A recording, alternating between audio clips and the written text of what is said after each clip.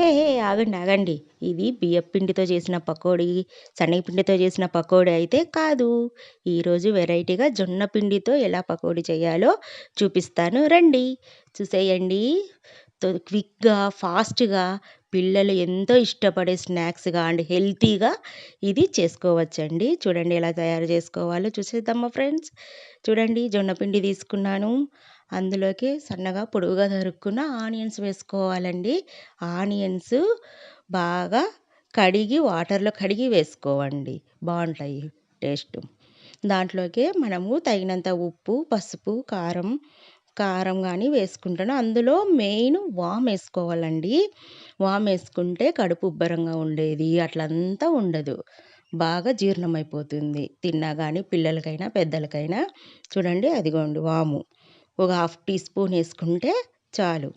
అందులోకే మనము కారము అండ్ ఉప్పు, పసుపు గాని వేసుకోవచ్చండి కలర్‌కి. మనము ఫుడ్ కలర్ అట్లా ఏమి యూజ్ చేయకుండా మన ఇంట్లోనే ఉన్న పసుపు మనం ఇంట్లోనే తయారు చేసుకుంటాం కదా! అందువల్ల అది వేసుకుంటే గాని మంచి హెల్త్ అండి. చూడండి చిన్నగా తరుక్కున్న ఈ కొత్తిమీర, ఇంకా మనం ఇందులోకి ఆకుకూర ఏదైనా ఉన్నా వేసుకోవచ్చు. పుదీనా ఉన్నా వేసుకోవచ్చు. లేదంటే తోటకూర ఉన్నా వేసుకోవచ్చండి. బాగా క్రిస్పీగా సేమ్ మనము బియ్యపిండితో, శనగపిండితో ఎలా చేసుకుంటామో అలాగే వస్తుంటాయండి. కానీ ఇది హెల్తీగా ఉంటుందండి. ఒకసారి మీరు గాని ఇలా ట్రై చేయండి. పిల్లలు చాలా ఇష్టంగా తింటారు. ఈవినింగ్ అయితేనే స్కూల్ నుంచి రాగానే పిల్లలకే కాదులెండి మనకు కానీ తినాలనిపిస్తుంది గదా! ఈవినింగ్ అయితేనే స్నాక్స్ ఏవైనా ఉంటే బావుంటుంది అని.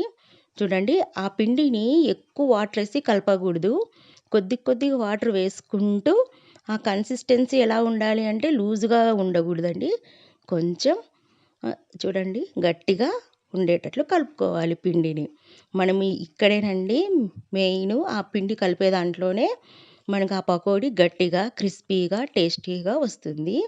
చూడండి అట్లా అంతా కలిపి పెట్టుకున్నాక కొద్దిగా వేసుకొని కలుపుకుంటున్నానండి. ఇందులోకి సోడా పొడి నేను అవాయిడ్ చేసినానండి. అసలు సోడా పొడి వాడకూడదు. ఎప్పుడో ఒకసారి అయితే పర్వాలేదండి. మామూలుగా బజ్జీలు బాగా తినే అలవాటు ఉంటది గదా! వాళ్ళైతే అసలు వేసుకోకుండా ఉండేదే బెస్ట్ అండి. ఇది వేసుకోవడం వల్ల సోడా పొడి గ్యాస్ట్రిక్ వస్తుంది చూడండి. అందువల్ల నేనైతే మా ఇంట్లో సోడా పొడి పూర్తిగా అవాయిడ్ చేసేస్తున్నాను. చూడండి అంతా అట్లా కలిపి పెట్టుకున్నాక తర్వాత స్టవ్ అంటించుకొని యాజ్ యూజువల్ అది బాండ్లీ పెట్టుకొని ఆయిల్ వేసుకుంటున్నానండి. ఈ ఆయిలు నేను ఎప్పుడు చెప్పినట్లే కొబ్బరి నూనె అండి. మేము కొబ్బరి తెచ్చుకొని ఆడిస్తాము. ఆడించుకొని పెట్టుకుంటాను. ఒక 10 కేజీలు ఆడించుకుంటే 6 లీటర్ల కొబ్బరి నూనె వస్తుందండి. చూడండి అందులో ఈ పకోడీ అట్లా గట్టిగా వేసుకోవడమేనండి. అంతే. చాలా సింపుల్ అండి. మనకు చూడండి గోల్డెన్ కలర్ వచ్చే వరకు అట్లా వేయించుకొని అంతే. బాగా టేస్టీగా, హెల్తీగా మనము ఇలా చేసుకోవచ్చండి. ఇది చాలా తక్కువనే అయిపోతుందండి చూడండి. అంతే. టేస్టీ జొన్న పిండి పకోడీ రెడీ. చూడండి అట్లా తుంచుతానే ఆయిల్ గాని తక్కువ పీల్చుకుంటుందండి. ఆయిల్ ఎక్కువ పీల్చుకోదు చూడండి. చాలా క్రిస్పీగా, టేస్టీగా ఉండే జొన్న పిండి పకోడీ మీరు కూడా ఒకసారి ఇలా ట్రై చేసుకొని పిల్లలకు, పెద్దలకు మీరు గాని స్నాక్స్‌గా చేసి పెట్టండి. Thank you for watching. Thank you to all friends.